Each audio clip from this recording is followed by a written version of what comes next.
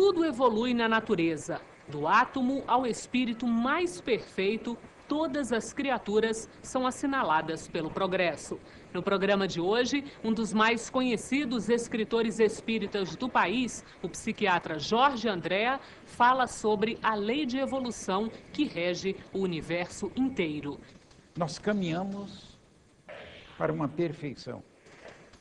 Não conhecemos esta eternidade que nos espera. E ainda, reportagens, sugestões de leitura e o Espiritismo Responde.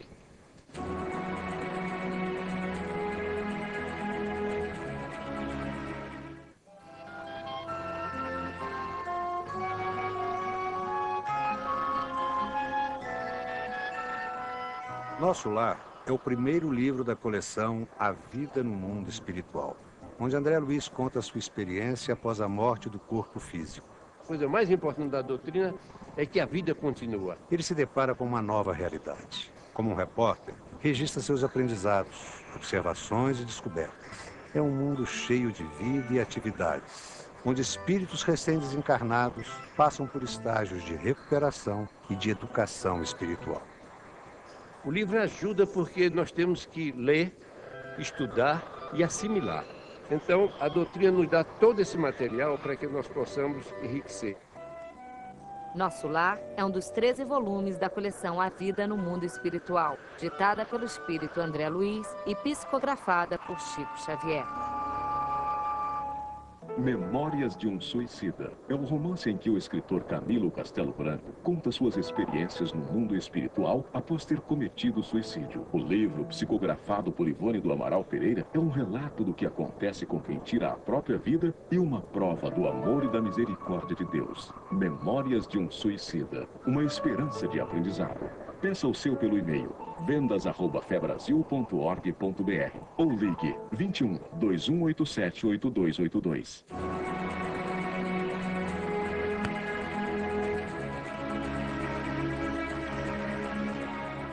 Um elo une todas as criaturas de Deus. Dos organismos mais simples às inteligências mais complexas, os seres progridem e se aprimoram, tanto no aspecto físico como no moral e no intelectual.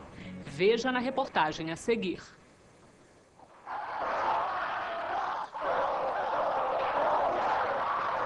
No princípio era a ignorância, paixões instintivas, uso da força, orgulho e ganância.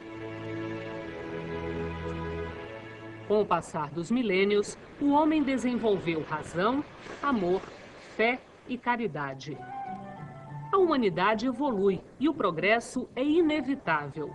Um breve olhar sobre o passado mostra que o homem já criou leis e adotou práticas que hoje causam revolta e indignação. Numa Inglaterra, no início da Revolução Industrial, era aceitável que crianças trabalhassem 16 horas por dia, que trabalhadores comessem alimentos podres ou de baixa qualidade, né? E esses direitos foram evoluindo. Então os patrões tinham que ter uma nova ética em relação aos trabalhadores e os trabalhadores uma nova ética para o trabalho. O progresso é uma conquista pessoal que se reflete na coletividade. Para alcançá-lo, é preciso subir infinitos degraus na escala da evolução. E nessa caminhada, o homem encontra seres que lhe dão exemplos de mesquinharia e outros que demonstram grandeza. O Espiritismo ensina que a evolução inclui o aperfeiçoamento intelectual e moral. No entanto, raramente essas duas condições andam juntas. O mais comum é que a aquisição intelectual venha primeiro e, a partir dela, a caminhada moral. Como será o amanhã? A resposta é simples: melhor. Com certeza, o amanhã será melhor. Bem melhor.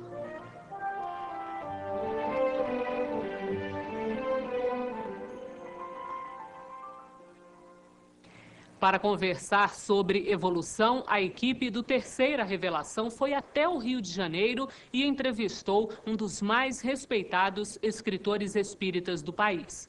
Confira as teses do médico Jorge Andréa na entrevista a Daniel Amador. Tudo bem, Jorge? Muito bem. Vamos falar sobre evolução na natureza. Tudo evolui? A natureza é dinâmica. Nada está parado. O dinamismo é constante. Nós caminhamos para uma perfeição. Não conhecemos esta eternidade que nos espera. Conhecemos o nosso caminho, o nosso jeito, mas a essa eternidade nós desconhecemos. O que nós conhecemos é esse dia a dia, hoje através da doutrina espírita, uma sedimentação muito precisa sobre a evolução, porque evolução jamais existiria se não tivesse renovação reencarnatória. E como se dá esse aprendizado do espírito? Reencarnação. Novas posições. Sempre com renovações reencarnatórias. Porque o indivíduo traz os impulsos. O que ele tem de aquisições. As tendências. Que nos processos reencarnatórios, não só a mãe e o pai, ou seja, os genitores, fornecem elementos,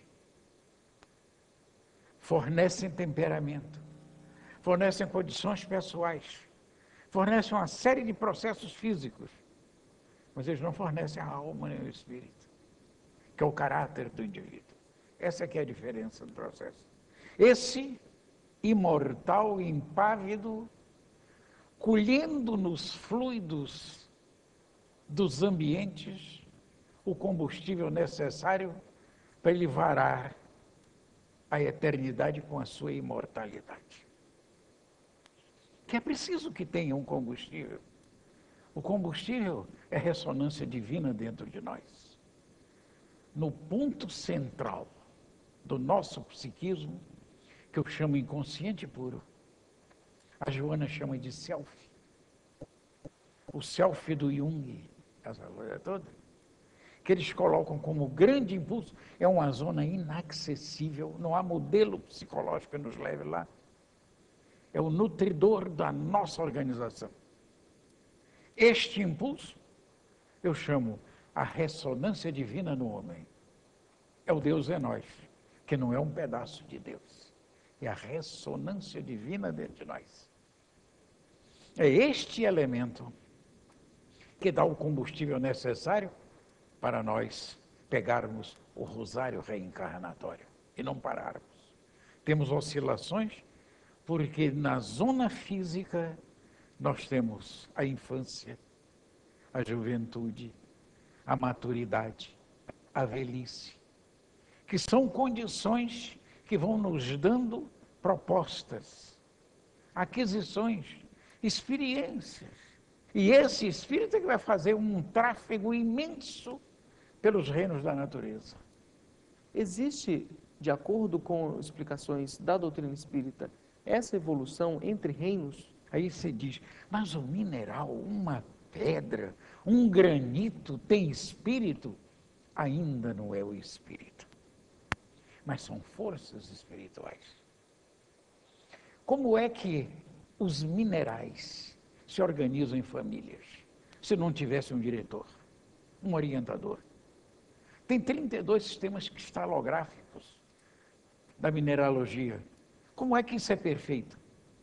Como é que tem granito, basalto, grafite, carbono, pedras preciosas, tudo diferente, mas são famílias.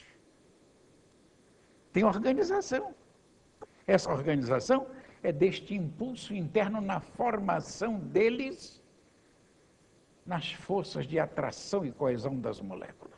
E no vegetal? Quando as aquisições se tornam bem palpáveis, ele desperta no mundo vegetal, trazendo todo esse material bioquímico, bioquímico ou químico, trazendo todo esse material dessa organização que foi feita no reino mineral, aquelas experiências, e vai ter novas aquisições, novos atributos. Vem a sensibilidade celular, a irritabilidade celular, que é própria do vegetal. Com essas aquisições todas, você vê, por exemplo, uma planta, você coloca na janela, ela se dirige para o sol, heliotropismo positivo. Como é que ela sabe disso? Que condições são essas? É a sua estrutura da espécie, da vibração da espécie. Não é um espírito para cada vegetal, mas uma conjuntura, que ainda esses elementos são de totalidade. E o que acontece a partir disso? Aí, no reino animal, ele ganha uma nova aquisição, que é o atributo dele, que é o instinto. Então, este elemento que tem instinto, trouxe do reino mineral todo aquele trabalho, do reino vegetal todo aquele trabalho, está agora nos instintos. E a coisa vai evoluindo, até chegar na faixa hominal. Na faixa hominal aparecem coisas notabilíssimas aí. Primeiro, a responsabilidade que dá no processo de consciência. Então, o atributo é razão, já não é mais instinto. No homem já é razão. Que é um novo atributo para esses elementos. Como aparece a responsabilidade e a consciência, começa a aparecer o livre-arbítrio. Quanto menos evoluído o indivíduo, menor o livre-arbítrio. Mas ele está na lei determinística. Porque para trás, que ainda não tem a consciência, toda a lei é determinística. Nos animais, etc., a lei é determinística, não tem livre-arbítrio. Então, o que é que vai acontecer na espécie humana? Aparece, então, a razão, que é o novo atributo. E o indivíduo vai se tornando mais intelectual. Aí você tem uma escala variável de homens. Homens normais, que somos nós. E tem os superdotados. E nós, que fazemos parte dessa maioria média, achamos que os outros são patológicos. Você já notou isso? Quem está embaixo diz, não, isso não é bom, não, esse camarada não regula bem, não, é muito primário. Ou então, quando é um filósofo notável que traz uma coisa que ninguém entende, diz, coitado. Filósofo, meio adoidado, etc. Que são indivíduos que estão puxando a evolução para destinos maiores. Grandes reencarnações.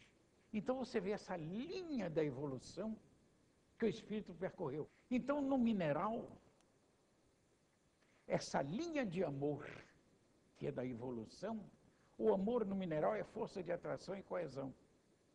No vegetal, sensibilidade. No animal, instinto. No homem, razão. No super-homem, intuição. O senhor pode explicar um pouco mais sobre isso? Intuição é uma condição mais avançada psicológica.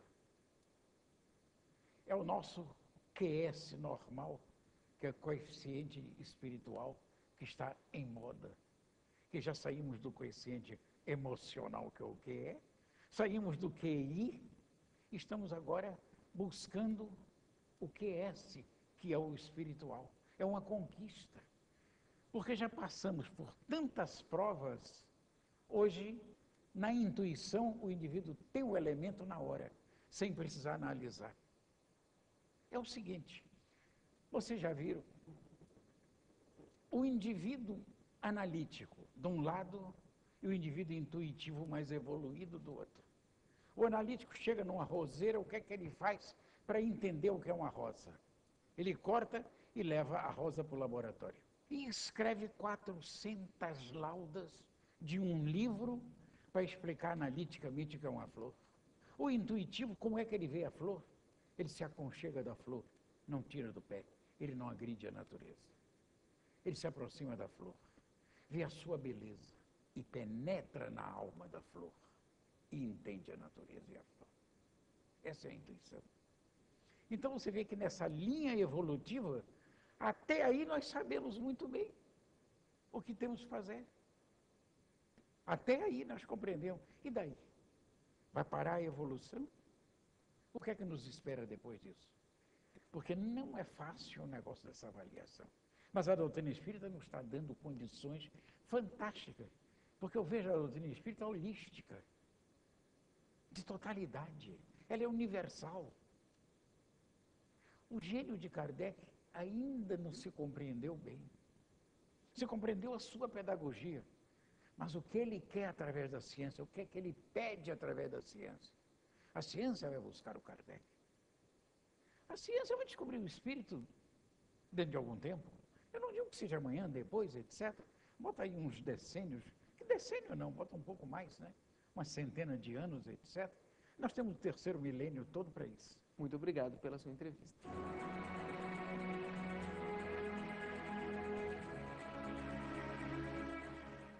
Apresentar Allan Kardec e o Espiritismo para as crianças. Com esse objetivo, a FEB lançou uma publicação que está sendo enviada para todo o Brasil.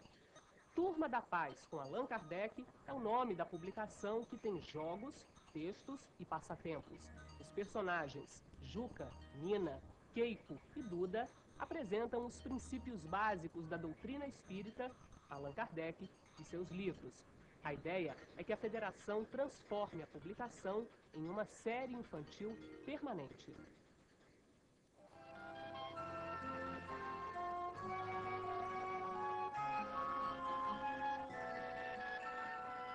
Em Missionários da Luz, André Luiz diz que a morte física não é o fim e destaca a importância do esforço próprio na luta pelo autoaperfeiçoamento. Ele explica como ocorre o aprendizado e o processo de reencarnação.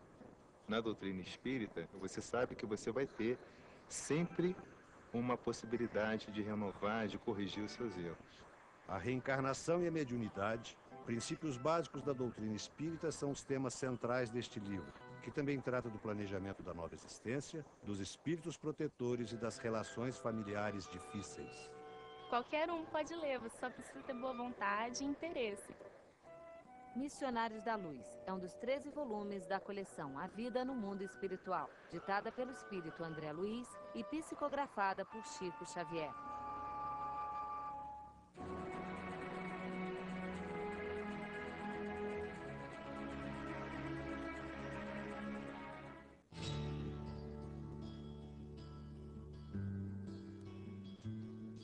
Um olhar sobre nós mesmos costuma ser implacável ou excessivamente generoso. Implacável quando descobrimos dentro de nós vícios, paixões primitivas, maus sentimentos. E isso nos traz um incômodo profundo. Quem não ficou desalentado ao se descobrir cheio de fraquezas? Por outro lado, há quem tenha uma autoimagem de perfeição. Estes não conseguem enxergar defeito em si mesmos e se acreditam sempre certos em seu modo de agir e pensar. Essas duas situações são extremos e devemos buscar sempre o equilíbrio. Nada de nos reduzirmos a seres desprezíveis e nada de nos encararmos como perfeitos. Afinal, a evolução é gradativa. Somos seres imortais que, pela reencarnação, aprendemos até chegar a um estado de pureza espiritual. Por ora, nosso esforço está em fazer autoavaliação, combater as imperfeições, reeducar-se mentalmente e adotar regras de bom proceder. Tudo isso faz muito bem para nós e para os que nos cercam também. Nossa dica de leitura de hoje está na terceira parte do Livro dos Espíritos. É o conhecimento de si mesmo. Leia o que ensina o Espírito Santo Agostinho sobre seu método de autoaperfeiçoamento. A questão é a 919. Outro livro que vale a pena conhecer é o escrito pelo francês Gabriel Delany, A Evolução Anímica. Na obra A Caminho da Luz, psicografada por Chico Xavier, o Espírito Emmanuel apresenta suas teses sobre a evolução em nosso mundo. Por hoje é só. Até a próxima semana e muita paz.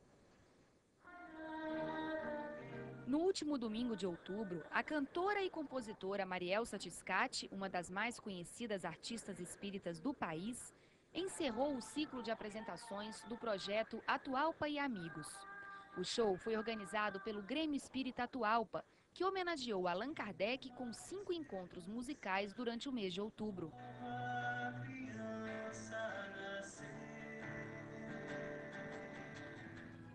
No show de encerramento, Marielsa tocou acompanhada por um quarteto de cordas, flauta, trompete, sax e bateria. A direção musical foi do músico e compositor Flávio Fonseca. poesia espiritualizada, refinada, muito bonita, que vale a pena todos escutarem e aprender um pouco com as letras dela. No repertório, Marielza e a orquestra inovaram. Músicas como Estrela Matutina ganharam novos arranjos. Os ritmos variaram bastante. Bolero, jazz, baião e até mesmo funk fizeram parte da apresentação. O público acompanhou emocionado um pouco dos 3 CDs da cantora. O objetivo que existe nesse trabalho, que é justamente chegar ao coração das pessoas, mexer em alguma coisa profunda lá dentro, isso acontece, pelo menos tem acontecido em quase todas as ocasiões. Quem assistiu ao espetáculo escutou as belas mensagens transmitidas pela voz e pelos instrumentos dos músicos, que dedicam boa parte do tempo à divulgação do Evangelho de Jesus. A satisfação do público pôde ser vista e sentida nos aplausos e rostos emocionados. Estou encantada, né, com a voz, com a mensagem que ela passa. E o momento mais bonito para mim foi quando ela nos fez lembrar que nós temos a marca do Criador em nós. Foi muito bom, são músicas assim que realmente tocam a gente, são mensagens bem bonitas. É uma poesia cantada, né? Ela é fantástica, realmente. A música animou o público e, pelo jeito, tocou o coração de quem assistiu ao espetáculo. O show fechou com chave de ouro, mais uma homenagem ao bicentenário de nascimento do codificador do Espiritismo.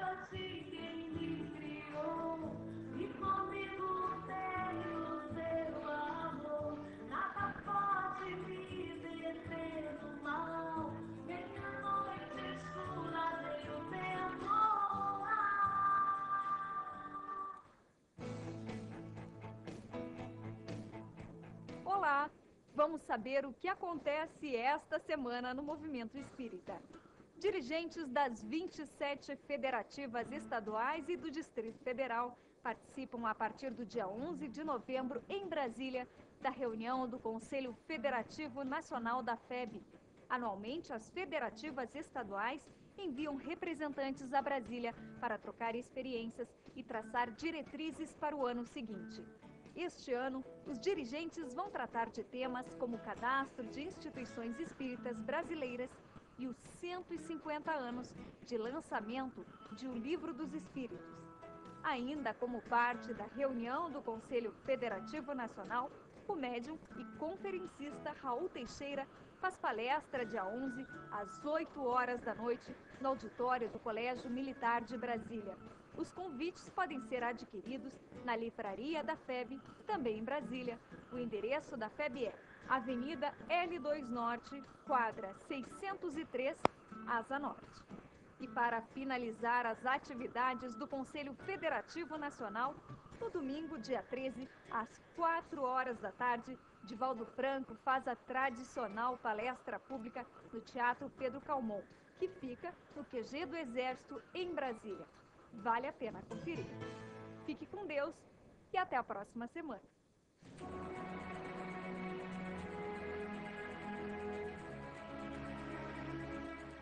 Agora o 4º Congresso Espírita Mundial já pode ser visto em casa. As solenidades e palestras do Encontro de Paris estão em um DVD lançado pelo Conselho Espírita Internacional e pela Versátil Home Video. Você vai ver depoimentos de espíritas de vários países, o lançamento do selo em homenagem a Allan Kardec e muita emoção. Tudo com áudio digital e legendas em 4 idiomas. Adquira o seu pelo site www.dvdversatil.com.br.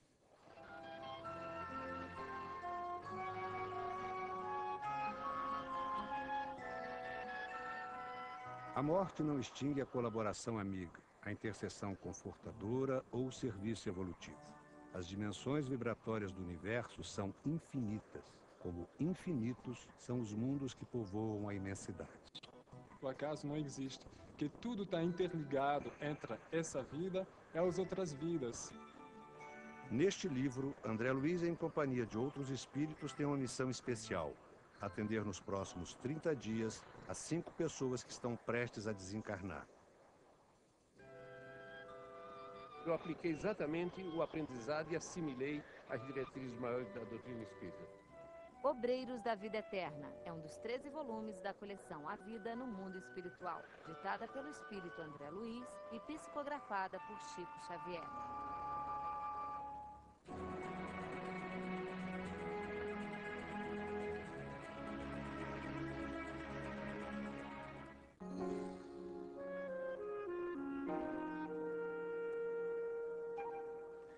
A Renata Alves, da cidade do Rio de Janeiro, nos faz a seguinte pergunta. Um irmão que é convocado para a guerra, onde ele necessita matar para defender sua pátria, qual a visão da doutrina espírita sobre este fato?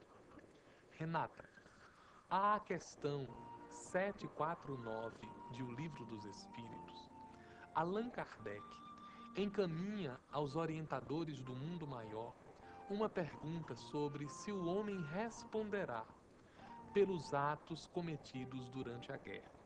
E recebe deles a resposta de que, na guerra, o homem tem o direito de defender os interesses de sua pátria, o interesse de sua própria vida e de sua integridade. Portanto, os atos cometidos durante a guerra, quando em defesa da própria integridade física ou em defesa dos interesses do país pelo qual está pelejando, fazem parte dos direitos naturais do indivíduo. No entanto, os espíritos também nos alertam que todo ato de desumanidade cometido na guerra como fora dela merecerá a resposta por aquele que o pratica. Esta a visão da doutrina espírita a respeito da guerra.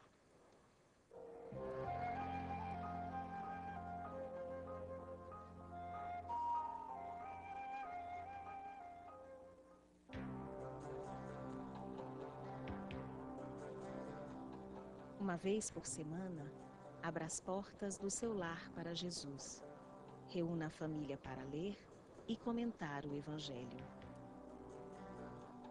Tratai todos os homens como quereríeis que eles vos tratassem. Amar o próximo como a si mesmo. Fazer aos outros o que gostaríamos que nos fizessem. Essa é a mais completa expressão da caridade, porque resume todos os deveres do homem para com o seu próximo. Se tratarmos as outras pessoas com a mesma bondade e com o mesmo respeito que gostaríamos de ser tratados, o mundo terá dado um grande passo em direção à justiça, à liberdade e à fraternidade universal, estabelecendo na Terra o reinado do amor.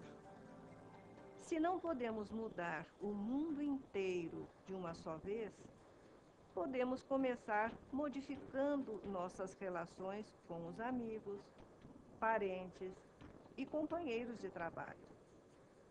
Esta sábia exortação, amai bastante para serdes amados, abrirá o caminho para a renovação da humanidade. O programa de hoje está terminando. Não esqueça, se você quer fazer perguntas ou tirar dúvidas, escreva para nós. O nosso e-mail é imprensa@febnet.org.br. Até a próxima semana e muita paz.